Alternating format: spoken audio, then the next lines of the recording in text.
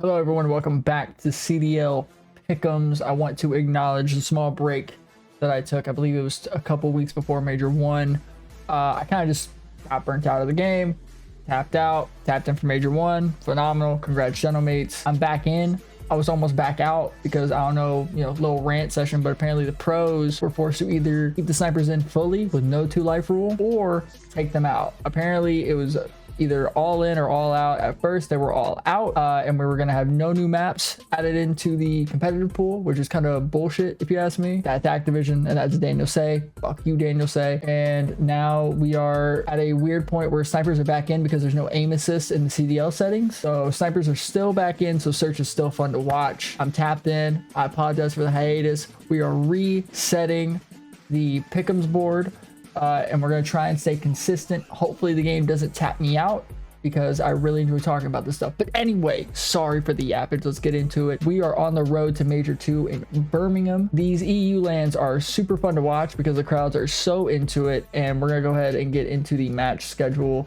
Obviously, we are not in the Major yet, but we are in the qualifying matches to set seeding for it. And our first matchup is OpTic versus Boston. I'm gonna go ahead and be honest. I think this is an OpTic win because Boston, they did not look very good in the qualifying matches leading up to Major 1. They did not have that good of a showing in Major 1, like the actual LAN, like both in the matches and at the LAN. I don't think they can match up to OpTic. Despite OpTic losing to Gentlemates, I don't think they're really too shook off of that loss. So I think this is gonna be an easy 3-0 for OpTic. Quickly moving on to Toronto Koi and Carolina Royal Ravens. Now, I don't know what the Ravens camp is doing over there, but they are looking really good. Toronto is also kind of like a weird mixed bag.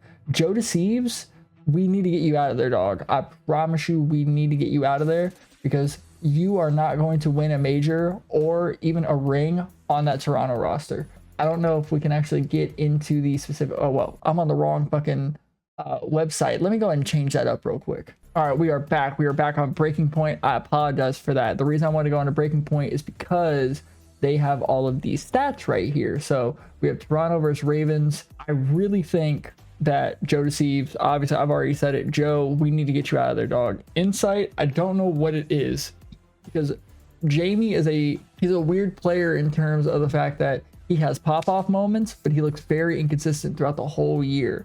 But people keep banking him on this specific Toronto team because he has those pop-off moments.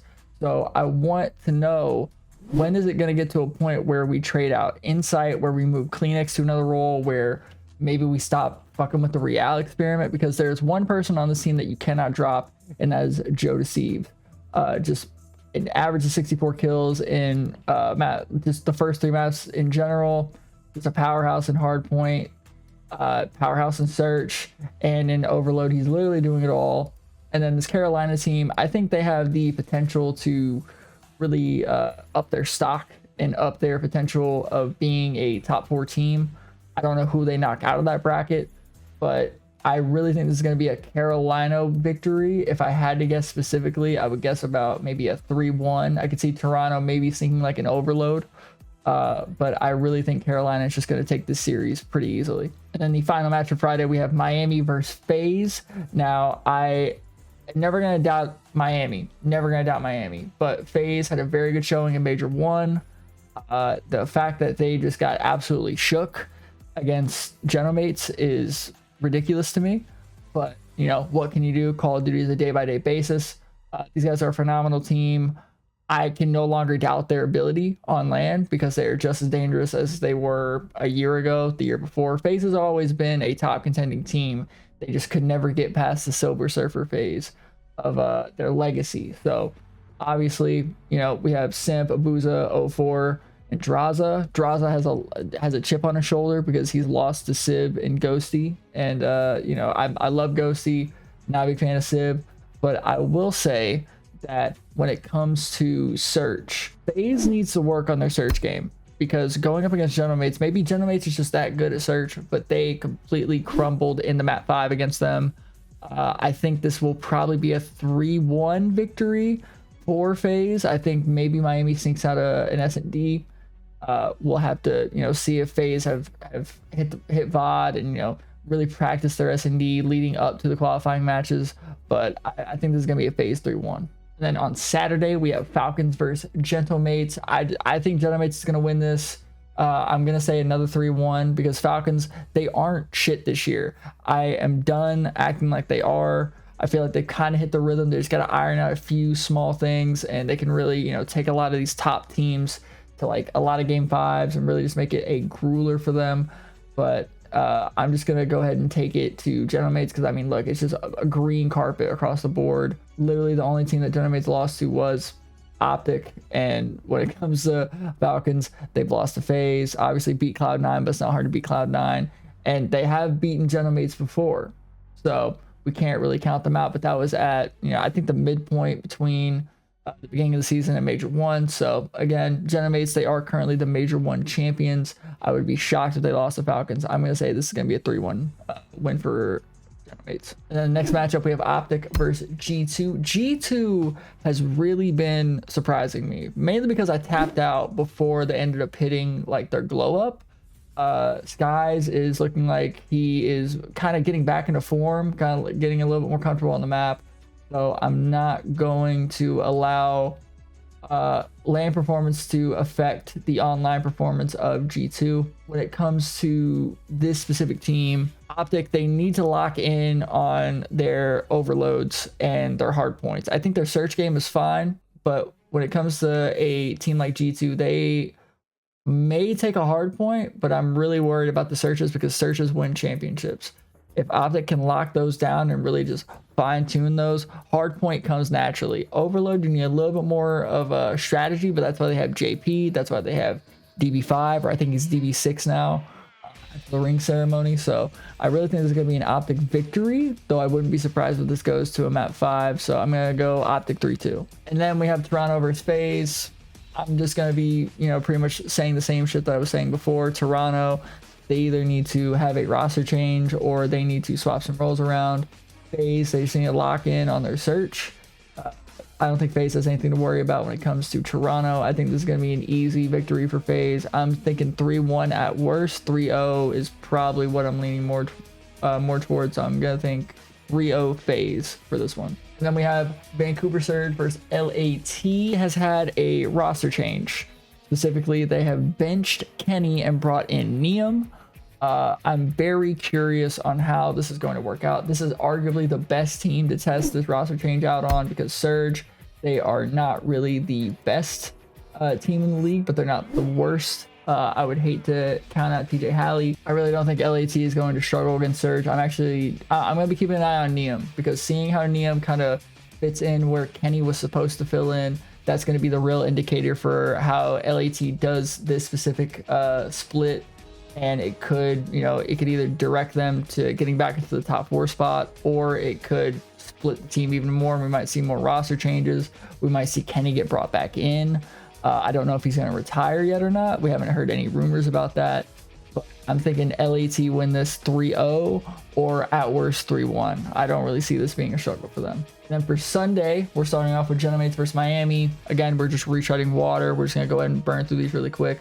Gentlemates, they are just looking phenomenal every game mode. Miami, they could sneak a search, but Gentlemates has such a good search and destroy game. If anything, they might break and they might actually win a hard point against them. But, you never know. I will never count out Miami because they are always a dark horse whenever it comes to any of like the top teams in the league. And they have been for years, ever since they were the Florida Mutineers.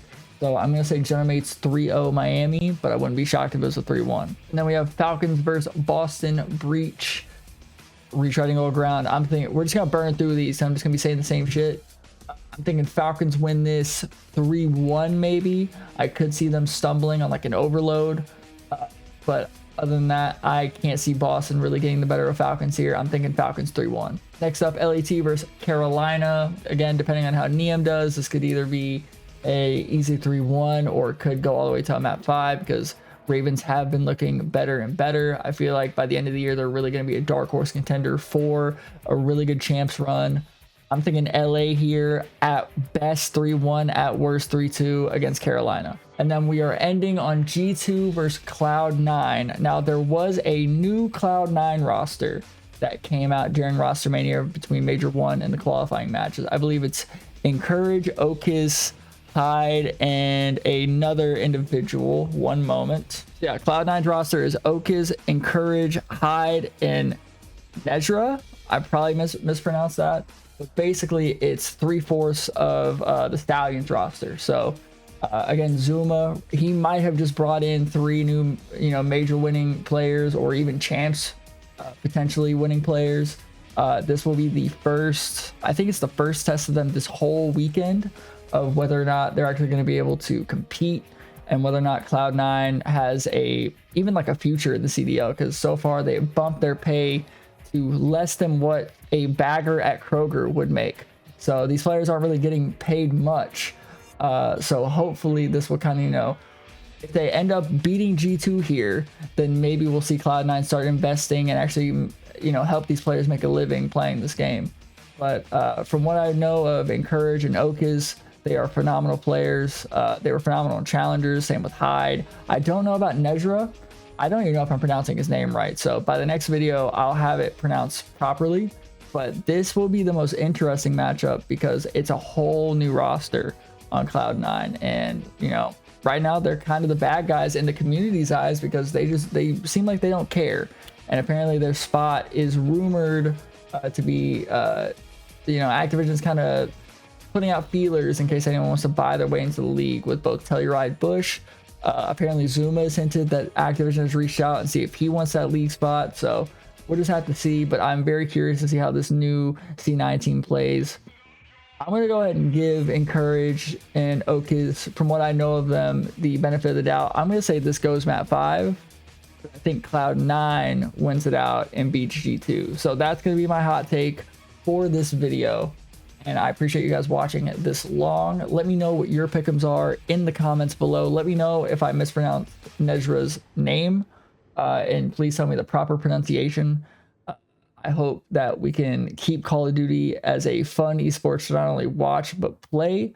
Hopefully ranked play keeps getting updates, because from what I played of it, it's fun whenever your teammates know what they're doing. I've been getting way too many overloads and searches, and people don't know how to play overload. Learn how to play your lanes. But other than that, I hope you guys enjoy the matches this weekend. I'm going to go ahead and get this out early in the morning. Hope you guys have a wonderful Valentine's Day. Kiss your partner. Love them. Cherish them. Be safe. And I'll catch you guys in the next video. Later.